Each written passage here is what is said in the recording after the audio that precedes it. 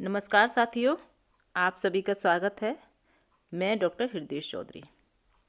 साथियों, आज इस खबर को शेयर करते हुए मन थोड़ा दुखी है। दुखी इसलिए कि स्थिति यहाँ तक पहुँच जाएगी, इसका अंदाज़ा किसी ने भी नहीं लगाया होगा। हम बात कर रहे हैं आशा कार्यकर्ताओं की। आशा वे महिलाएं हैं जो पूरी निष्ठा और समर्पण से काम करती हैं। वे ग्रामीण और शहरी क्षेत्र में विशेष रूप से महिलाओं और बच्चों के लिए प्राथमिक स्वास्थ्य सेवा प्रदान करने में महत्वपूर्ण भूमिका निभाती हैं। पूरी शिद्दत से काम करने वाली आशा कार्यकर्ता तिरुवनंतपुरम में केरल सचिवालय के बाहर अपनी मांगों को लेकर लगभग 50 दिन से धरना प्रदर्शन कर रही हैं। दूसरों की जिंदगी में आशा के रंग भरने वालों की जिंदगी आशा विहीन होती दिखाई दे रही है। इस धरना प्रदर्शन पर सरकार का क्या निर्णय है? राज्य और केंद्र सरकार के बीच मानदेय को लेकर क्या प्रतिक्रिया है? आशा बहनों ने क्यों कहा कि वो अपने बाल कटवाएंगी? साथियों, डिस्कस बहुत महत्वपूर्ण होने वाला है और वीडियो के अंत तक बने रहिएगा, बिल्कुल स्किप मत कीजिएगा। महत्वपूर्ण डिस्कशन है ये। डिस्कशन को आगे बढ़ाएं। उससे पहले एक छोटी सी रिक्वेस्ट जो हमेशा आपके साथ रहती है कि अगर चैनल से नहीं जुड़े हैं और अभी तक सब्सक्राइब नहीं किया है तो चैनल को सब्सक्राइब कर लें, बेल आइकॉन दबाएं, जिससे सभी इम्पोर्टेंट वीडियो आप तक पहुँचे। वीडियो को लाइक और शेयर ज़रूर करिएगा और अन्य साथियों को भी ये जानकारी दें। और दूसरी साथियों, आप जिस राज्य से हैं, जिस ज़िले से हैं, कमेंट्स बॉक्स में ज़रूर लिखिएगा। अगर आपके राज्य और जनपद में भी कोई समस्या है तो लिखकर बताइएगा, कमेंट ज़रूर करिएगा। साथियों, आपके कमेंट स्थिति से परिचित कराते हैं और हमें प्रोत्साहित भी करते हैं। चलिए डिस्कशन करते हैं। साथियों, बता देना चाहते हैं कि तिरुवनंतपुरम में अपने अधिकारों को हासिल करने के लिए सचिवालय के सामने आशा कार्यकर्ता अनिश्चितकालीन हड़ताल पर बैठी हैं और ये खबर सभी मीडिया में प्रकाशित भी है, आप देख सुन भी रहे होंगे। और अब लगभग 50 दिन होने को आए हैं। इस बीच केरल की स्वास्थ्य मंत्री बीना जॉर्ज के साथ कई दौर की चर्चाएं हुई।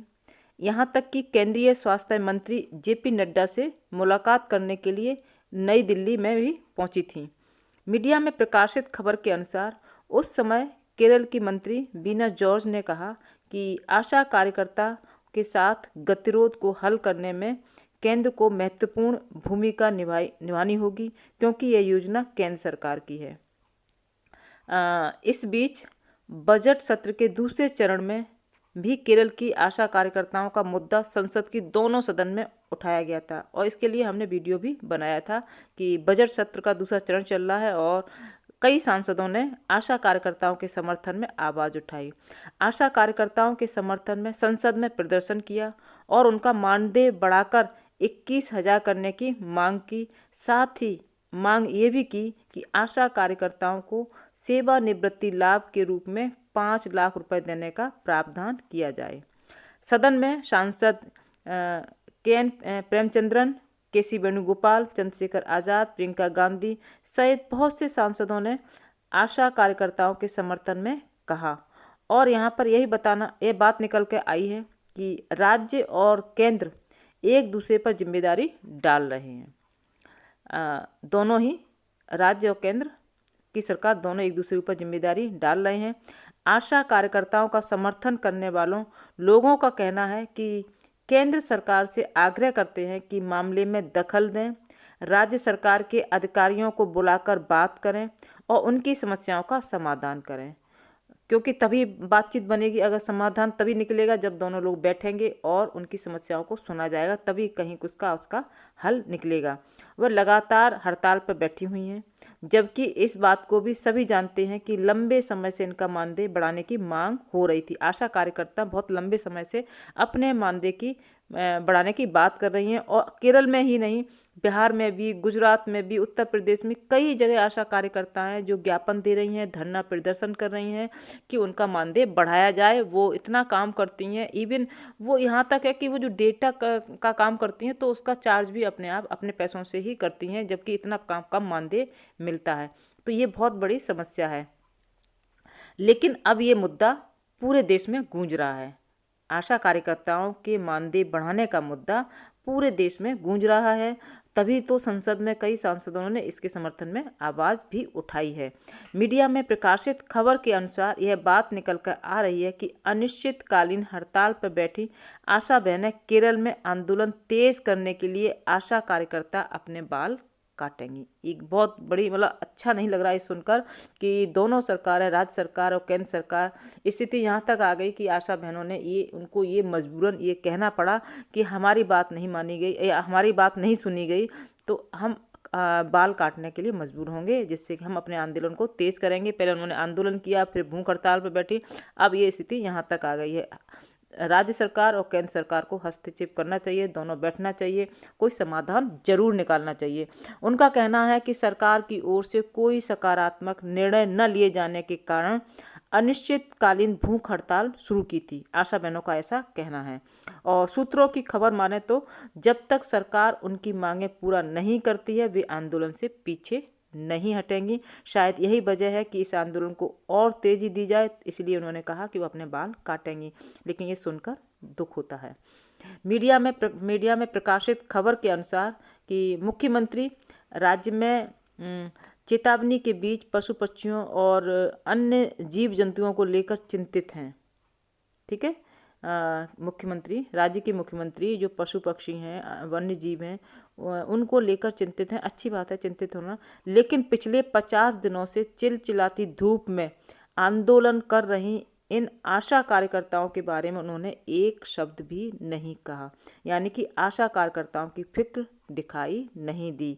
और जबकि अन्य जीव जंतु हैं उनके बारे में बोला जा रहा है, उनकी चिंता व्यक्त की जा रही है, लेकिन आशा बहनों के बारे में एक शब्द नहीं बोली। वहाँ चिंता है, अच्छी बात है, लेकिन आशा बहनों के बारे में भी कुछ ना कुछ संतुष्टिपूर्ण जवाब देना चाहिए, बातें करनी चाहिए। बातचीत करने से ही हल निकलेगा। जैसा कि आपको पता है कि लगभग 50 दिनों से आशा कार्यकर्ता सेवानिवृत्ति के बाद लगभग लाभ और मानदेय में वृद्धि सहित विभिन्न मांगों को लेकर सचिवालय के पास प्रदर्शन कर रही हैं।